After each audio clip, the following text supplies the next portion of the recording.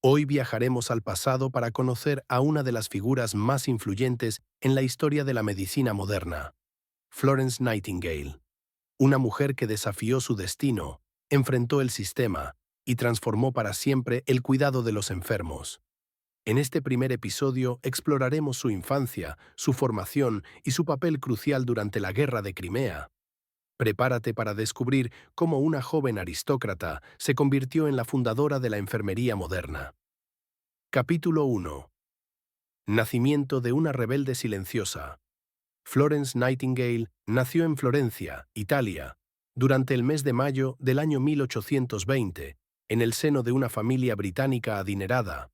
Sus padres, William Edward Nightingale y Frances Smith, eran miembros de la alta sociedad y tenían una vida cómoda, marcada por los viajes, la educación privada y los valores victorianos. Desde muy joven, Florence mostró una inteligencia destacada.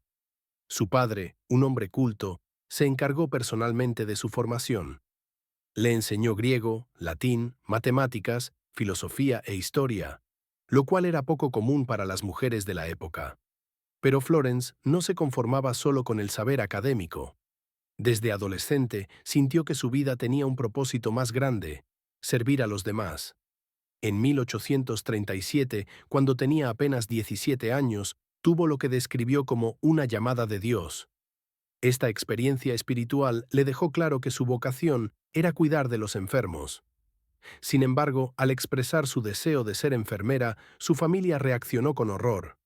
En la Inglaterra victoriana, la enfermería no era vista como una profesión respetable para mujeres de clase alta. Estaba asociada a personas de bajo estatus social, sin educación y con reputación dudosa.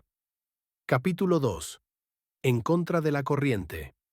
A pesar de la oposición familiar, Florence no abandonó su propósito. Durante más de una década, estudió de forma autodidacta sobre salud pública, hospitales y estadísticas médicas.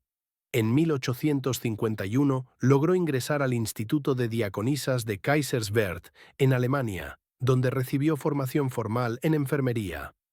Este fue un punto de inflexión. La experiencia en Kaiserswerth la transformó no solo en sus conocimientos prácticos, sino también en su convicción de que la enfermería podía y debía profesionalizarse. Regresó a Inglaterra y comenzó a trabajar de forma voluntaria en instituciones de salud, hasta que su oportunidad más grande llegó. La Guerra de Crimea. Capítulo 3. La Guerra de Crimea y el Ángel de los Heridos. En 1853 estalló la Guerra de Crimea. Las condiciones sanitarias en los hospitales militares británicos eran catastróficas. Los soldados morían más por enfermedades como el cólera y la disentería que por heridas de combate.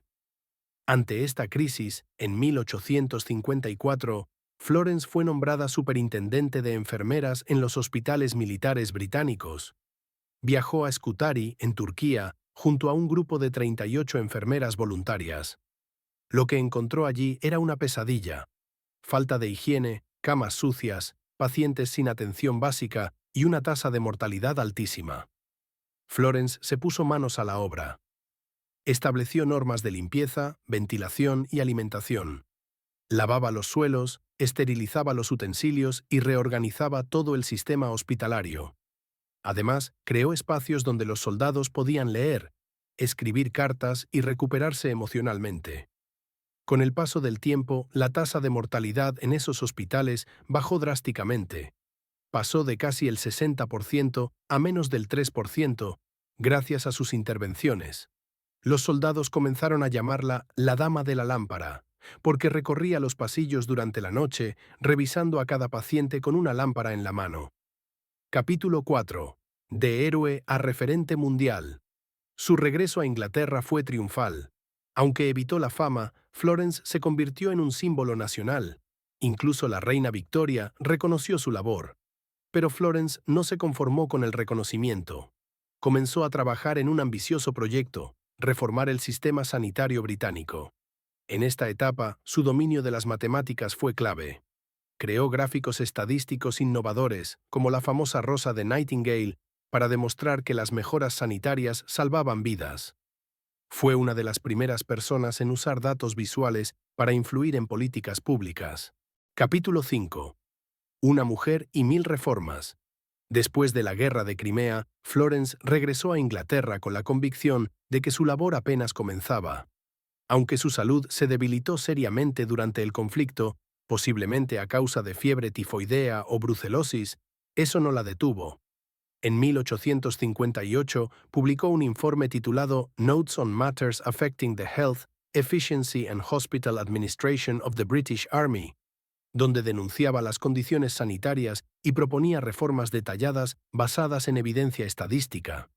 Este informe tuvo tanto impacto que el gobierno británico creó una comisión real para reformar el sistema de salud militar, y Florence fue asesora directa.